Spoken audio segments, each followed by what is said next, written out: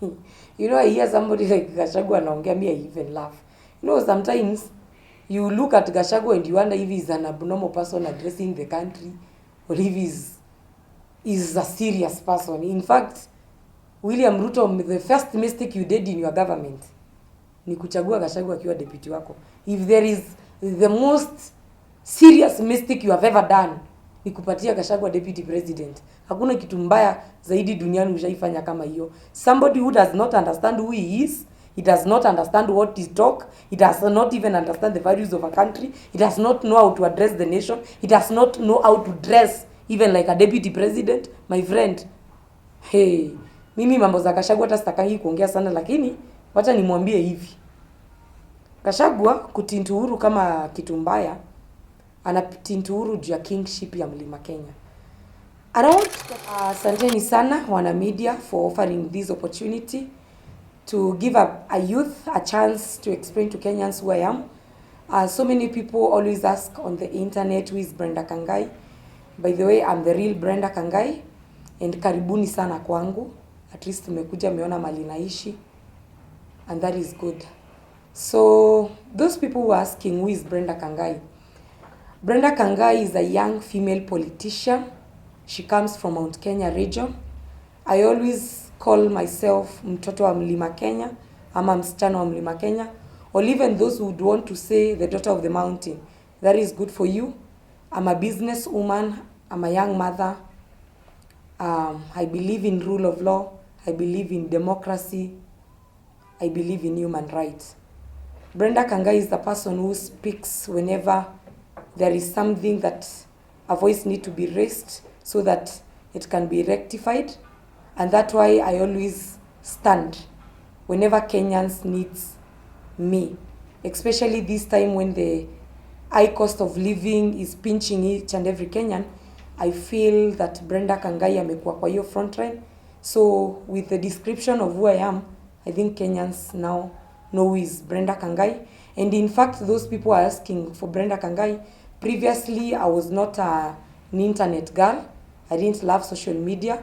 But due to public demand, I opened all social media accounts. So in case you want to know more about me, you can go on my Facebook, on my Twitter, on my YouTube, and in TikTok, and such who is Brenda Kangai. At least once a week, you'll be getting one of my episodes.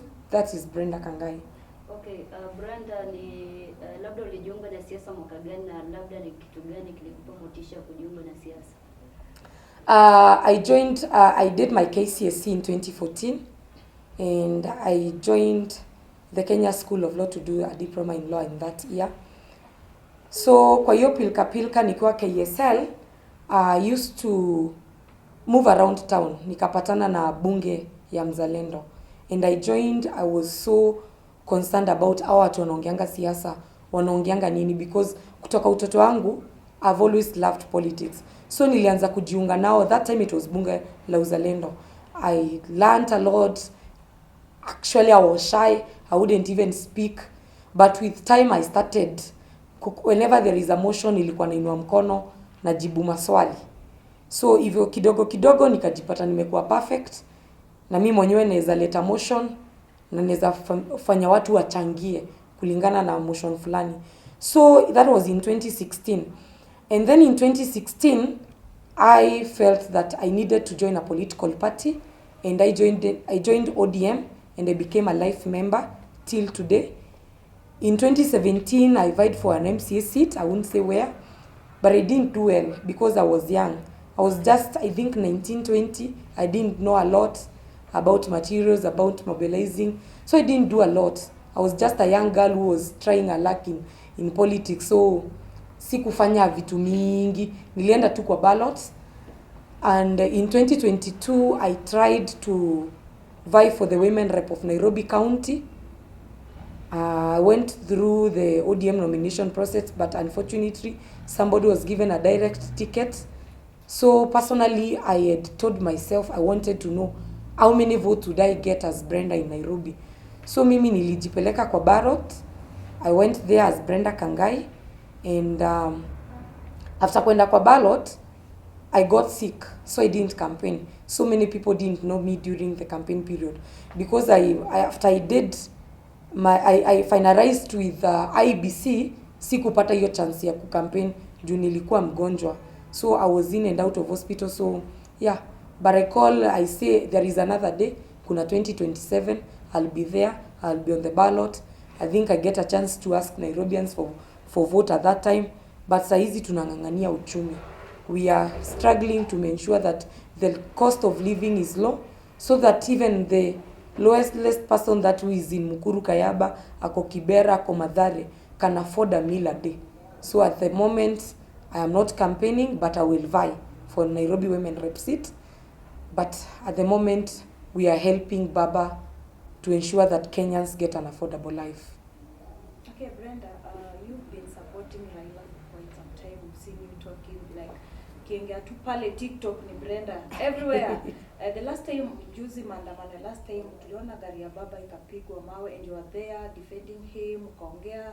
And so many people ask themselves, why do you do that? Does Baba pay you to do that? Or why did you decide to now to stand, you want to defend Raila Odinga on this? Okay, wacha niseme hivi. First, hiyo maandamano ya Friday, the first one, not the second one that Baba terminated the Kamkunji rally. The first one, I was there. I went there with my car, and it was very peaceful. Let me just start by saying it was very peaceful. Because tuliingia Kamkunji vizuri sana. Tukaanza kuongea kama vijana, tukapatiwa nafasi. Watu wakamaliza kuongea, Raila akakuja, akaongea na akatupatia chance. Actually in that rally I spoke twice and everything was good until the police provoked innocent Kenyans who are speaking their voice. Everything was good. So kuna kitu naweza taka niseme about Raila Odinga paying us to support him. Raila Odinga is an international leader. He does not need to pay anyone for him to be supported. Whenever Raila raises a motion, he raises a motion that it's a motion to help people. It's a motion to bring change. So you find people of goodwill will finally join him. So what I want to say is that Baba alipi mtu yoyote. Na by the way mkiangalia hata nyinyi wana media, maisha imekuwa ngumu. Ile sukari tulikuwa tunanunua kwa enzi ya Uhuru na 250, it is 470. Unga imetoka 160, imefika 260. Ndio hiyo token ya 100 nikiweka kwa hii nyumba, haiwezi maliza one day. Unanielewa? So hakuna mtu Raila anaambia ende kwa maandamano. Ni watu wanajitolea kwa sababu ya shida zao. Wakenya wamefinyiliwa and Kenyans need to raise a voice. So when Baba comes with we are doing this, sisi ni kumuunga mkono kama vijana wa Kenya kwa sababu tunataka nchi yetu ikuwe poa. And especially me, a young leader. Nataka nikitetea demokrasia, ni ensure ule mamako pale Korogocho, ule mamako Mathare, ule mtu anaweza pata 200 a day, 300 shillings a day, at least mtoto wake atapata kitu ya kukula. Huyo mtu atalala njaa. Cause tuangalie ukweli, tuseme watu wa media, ile kibarua kubwa sana Mkenya wa kawaida mwenye hajasoma anaweza pata, anapatanga kibarua ya 500 shillings, 300, ama ikienda sana on a good day 800. Surely sukari ndio imepanda, unga imepanda. Huyo mtu ako na watoto, ako na rent, atajisaidia aje? So we need to raise our voice. Regardless hata kama by the way wacha niwaambie, saizi hata Raila akienda akae kwa nyumba yake Karen, sisi tutatoka nje. Kwa sababu maisha ya Wakenya, it relies on the hands of the youths of this country. Baba amezeeka. In 10 years time atakuwa retire. Sisi ndo tutaachiwa nchi. You want to tell us witness tukikuja kufinyiliwa tuseme tumenyamaza juu baba hayuko, baba ameretire? Hapana. Sisi hata kama Raila leo hii atakaa kwa nyumba yake, kama Wakenya tutatoka nje, tuende tuambie wananchi, tuende tukatetea haki zetu, tuende tukadai tulichoahidiwa wakati wa election. During campaign period, mimi nilikuwa naona Ruto akizunguka all over the country, anasema mimi nitasimamia mtoto wa Asla, nitashughulikia mama mboga, mtu wa boda boda nitamshughulikia, hii na hii nitashughulikia. But at the end of the day, Huyo mtu wa bodaboda ndio hana chakula. Huyo mama mboga ndio hana chakula. So hatuwezi nyamaza. And as a young leader, I have to get out. And in fact, next week, si maandamano ni Wednesday, Thursday na Friday. Mimi nitakuwa mstari wa mbele. I will be there. And I'm urging all the youth of this country, get out in large numbers. Because if we won't stand out, if we won't stand with our country, my friend, things are going to be worse. And the moment you realize somebody is a dictator, you don't baffle a big dictator with intelligence. You baffle him with bullshit. Okay, that's what you do. To add on that, you being umekuwa mstari wa mbele sana to support Raila, and this thing has been happening. Kuandamana ijaanza sahi. You guys have been doing that, and tujaona change. So maybe ni message gani uko nayo kwa Ruto now that bado next week maandamano iko na ni 3 days? Wacha niseme hivi, msiseme maandamano ina change. Maandamano iko na change kubwa sana. And in fact, this country, it's where it is because of demonstration. Let me take you back to history. When we were fighting for the multi-party democracy, some of us, we are not born, like me. But I am here. I read the history books. If watu hakutoka nje wakapigana na huyo katiri alikuwa anaitwa Moi, wakapigania demokrasia, kungekuwa na chama moja saizi inaitwa KANU. So kuna watu ambao walijitolea, wakatoka nje, wakasema enough is enough. Kenya need 3, 4 or even 20 parties so that it can make bold decisions. And Moi was against that. Hao watu wakapigana. Moi akakataa, wakaenda kwa maandamano. Ndio hiyo time walikuwa nafanya sabasaba and what nini hizo vitu zilifanyika back in 1991, 92, 93, and finally multi-party ilizaliwa. So mwezi niambia maandamano ina fruit. Maandamano iko na fruit. And in fact, I'm telling you baba, maandamano ya siku 3 itakuwa next week. Next week, but one demonstration will be Monday, Tuesday, Wednesday, Thursday, Friday, Saturday, and even Sunday we will not go in church. We will go to demonstrate until change is seen in this country. Because all we want is change. Mimi by the way niwaambie leo hii Ruto akitusomea kuna unga 2 kgs. Unajua kuna watu wanataka unga ya 150. Mimi nataka unga ya 52 bob Ruto. Kama ukutaipata hiyo ndio nataka. 2 kgs at 252 at 52 bob. Mimi nataka sukari ya 160 bob. 1 kg at 80 bob. So I think mimi personally kama Brenda, I want that woman I represent. Huyo mama ako chini akitoka kibarua, akitoka kufua nguo, mtoto wake anapata kitu ya kukula, mtoto wake anapata school fees. That is what I want. Na tutaambiwa hakuna pesa when money is being rooted day and night. Hatuwezi ambiwa inchi ina pesa. Kwani taxes na collectiwa zipeleke wapi? And another thing, William Samoei Ruto, you lied to people, you are an hustler. Honestly. Sikuwe mzuri. Acha kudanganya na jina ya Mungu bwana. Unajua hata kama tutakupanish, Mungu siku moja anaweza kufanyia miujiza. Upate unadanganyana mdomo iende kombo. Okay, so Brenda, umesema ulihitaji unga ya 52, sio? Lakini rais alipoingia katika utawala alisema kwamba serikali ya handshake leta madhara yote. Kwa hiyo akasema pewe nafasi na Wakenya kuwa na subira kwamba atarekebisha kila kitu na unga itashuka chini. There is something I love about when I hear people speaking about handshake. Handshake government between Uhuru and Raila, it has brought a lot of impact economically to this country. Only a fool cannot see. And in fact, I want to tell you the mess that was seen in Uhuru's government. And I want to say this. Hiyo mess haikuwa ya Uhuru. The mess was for Ruto. Ruto is the person who lied to youths. In 6 months time, I'll build a stadium in Wote. I'll build a stadium in Chuka. In 6 months time, every child in this country will get a laptop. I didn't see Uhuru here saying like that.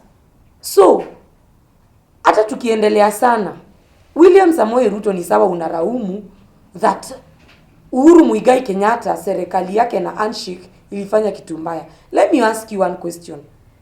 If I'm not wrong, Mr. William Ruto. Who was you in that government? Was you not the second in command? When all these wrong things were happening, did you raise a voice? Did you tell Kenyans that we are going wrong? You know, you can't tell me ati vitu zinaenda vibaya Na wewe mwenyewe umekuwa kwa hiyo serikali, umekuwa deputy president, umekuwa ukienjoy rights za Wakenya using their tax, and then all of a sudden unakuja unatuambia hapa mimi nilikuwa deputy president ati kumeharibika na mimi sikuwa aje. Ruto, stop lying us. Unless you lie my mother who is back in Kiambu uko ndani, but you cannot lie me. And in fact I want to tell Kenyans, mimi najua si shida yao. Unajua hata hii Wakenya kutoelewa maandamano ni nini, si kupenda kwao. Let's be honest, the most enlightened Kenyans, they are those who are born from 1985 kuenda juu at least hapo kumekuwa na education.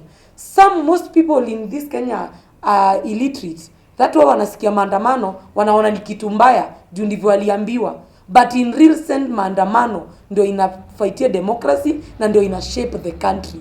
And the only way and the only language William Ruto can understand, it is maandamano.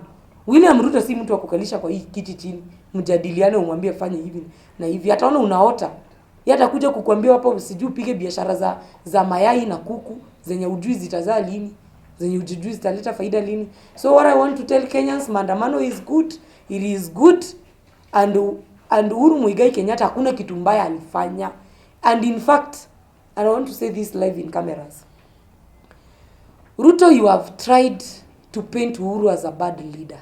And I want to speak as a young girl from the mountain. Uhuru is our kingpin. Uhuru is everything in Mount Kenya. Sisi Mount Kenya tutaki baba wa kambo. We are comfortable with our real father, who is Uhuru Muigai Kenyatta.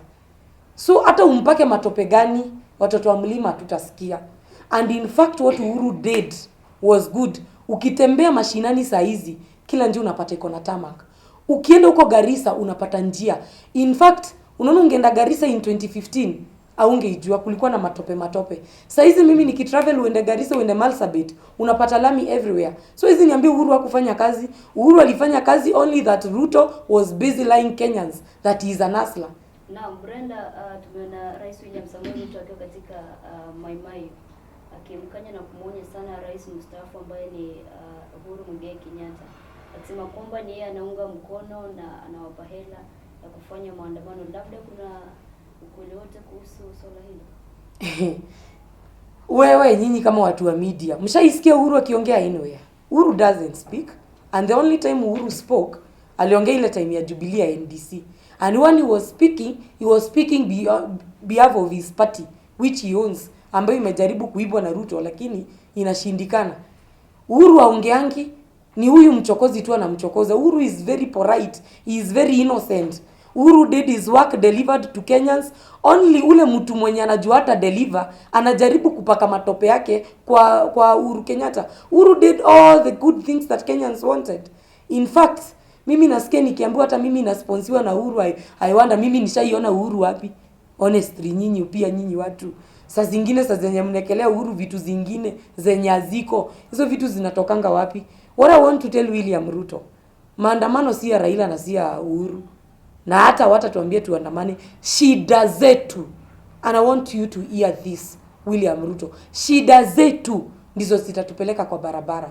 Zile shida tuko nazo, my friend, tukigather akili kama wa Kenya, hautatuweza hapa kwa street. You better sort this issue in time before it gets worse. Because the moment entire Kenyans wata realize unacheza na akili zao, it won't be good. So what I'm asking, tupunguzie gharama ya maisha. Sisi hatuna haja na maisha yenu huko juu. Sisi tuishi ile life tunaweza afford. That is what we want. And to ask, after Mandamano, we saw the viral video of the deputy president, and that is Gachagua, going on to say that Raila Odinga is damaging the country. He is maybe old enough to just stay at his home, retire, and atulie too. So what is your thought on what Gachagua said? And number two is to ask, people out here say that probably Raila and Ruto are good friends, and the people who are fighting are the one who lack knowledge of all this going around. So what is your thought? Kwanza nataka niseme hivi. I hear somebody like Gachagua anaongea, me I even laugh. Sometimes you look at Gachagua and you wonder if he's an abnormal person addressing the country, or if he's a serious person. In fact, William Ruto, the first mistake you did in your government ni kuchagua Gachagua akiwa deputy wako. If there is the most serious mistake you have ever done ni kupatia Gachagua deputy president. Hakuna kitu mbaya zaidi duniani ushaifanya kama hiyo. Somebody who does not understand who he is, he does not understand what he talk, he does not even understand the values of a country, he does not know how to address the nation, he does not know how to dress even like a deputy president. My friend, hey, mimi mambo za Gachagua hata sitakangi kuongea sana, lakini wacha nimwambie hivi. Gachagua kutintu Uhuru kama kitu mbaya, anatintu Uhuru juu ya kingship ya Mlima Kenya. And I want Gachagua to know, before you become a Mount Kenya kingpin, ni kitu ambayo inaachianwa. Ni kitu ambayo iko na baraka zake. Gachagua hana hizo baraka. Uhuru Muigai Kenyatta inherited it from his father, Mzee Jomo Kenyatta, who fought for this country, became the first president, led this country in a good way. So that's the reason why Kenyatta was the kingpin of Mount Kenya. Number 2, his son came, he inherited the leadership skills, he became a good leader in the mountain, he showed the Mount Kenya people the way, the values, and that the time the people of Mount Kenya decided Uhuru ndio kingpin. Nyinyi watu wa media mshaiona Gachagua kibalikiwa malipopote na wazee? Mshaiona Gachagua anajipelekanga kwa mlima, and as a leader you are taken by the wazee wa jamii kwa mlima, wanakunyunyuzia baraka, wanakupatia leadership na wanakuombea. Gachagua ile kitu ana fight pale Mount Kenya ni kingship. Hiyo kingship tu ndio anapigania. Na naambia Gachagua, Wakenya wakikuchagua kuwa na kuchagua juu ya kingship. Wakenya wakikuchagua walikuwa na kuchagua juu ya change. So hizo siasa na sinema mingi, achana nazo. Tuachie sisi wasichana wadogo na vijana wadogo tupige siasa. Sarakasi si a deputy president. Want to see a deputy president we are addressing the nation and a deputy president. For instance, ebu NBN Gachagua aenda live. Muone kama kuna watu wanamsikizanga. People who wazima naongea nini? Nobody will listen to him. But when Uhuru used to speak, every person kwa soko unasikia akisema Unya anaongea, people stand and they are eager to hear what is this wise man saying, because whenever he spoke words of wisdom. Gachagua alienda university, a graduation of a 19-year-old, 20-year-old, 21 and 22. Instead of motivating and giving hope, yeye ni kuua na ua hizo dreams. Anaenda pale, anaambia vijana hata mkisoma, hata mkiekwa degree ngapi, hakuna kazi. So, alikuwa anataka tukuje kuiba, ama alikuwa anataka kufanya nini? You know, as a father figure, when you become the president, the deputy president, the governor, you need to have father figure in every speech you talk. Make sure when you speak, tukiwa wananchi, sisi ni watoto wao leaders. Si ndio? Sisi ni watoto wa Raila, sisi ni watoto wa Ruto, sisi ni watoto wa Gachagua, sisi ni watoto wao leaders wengine. When they speak, they should inspire us and give us hope. Si kuua dreams zetu. Si unatuambia ati mmesoma wewe hakuna shule, hakuna kazi, wewe maliza uende. Umeambia mtu nini? The next time utapata mtu ako 21 years ameshika gun, ameanza kuibia kwa njia. Hata kuwa mwizi juu anataka, juu ule mtu alikuwa anapaswa kumpea hope, ajampatia. At least Gachagua ungeambia vijana, mmemaliza kazi, the government is trying hard to ensure kila mtu hapa in 5 months akona job. Mtu yenge graduate akijuaje, mimi nikimaliza shule within a year niko na job. Na mtu angekuwa motivated. But I don't want to see any leader, hata kama ni MCA, akiwa dream ya mtu yote. Let us, even as young leaders, even the ones we go to Jacaranda and speak to people and they listen to us, let us try to motivate the youth and even the younger ones. Actually, today I'm 28 years old. I have people who are 21 who are looking at Brenda. If I will not inspire them, who will do that? Labda kuongezea, serikali imeban maandamano kwamba ni illegal. Tutaenda. Maandamano tutaenda. Article 37 of the Constitution is very clear that Kenyans has right to picket and to demonstrate. We don't follow Ruto. We don't follow Gachagua. We follow the Constitution. It was fought for. It was voted for in 2010.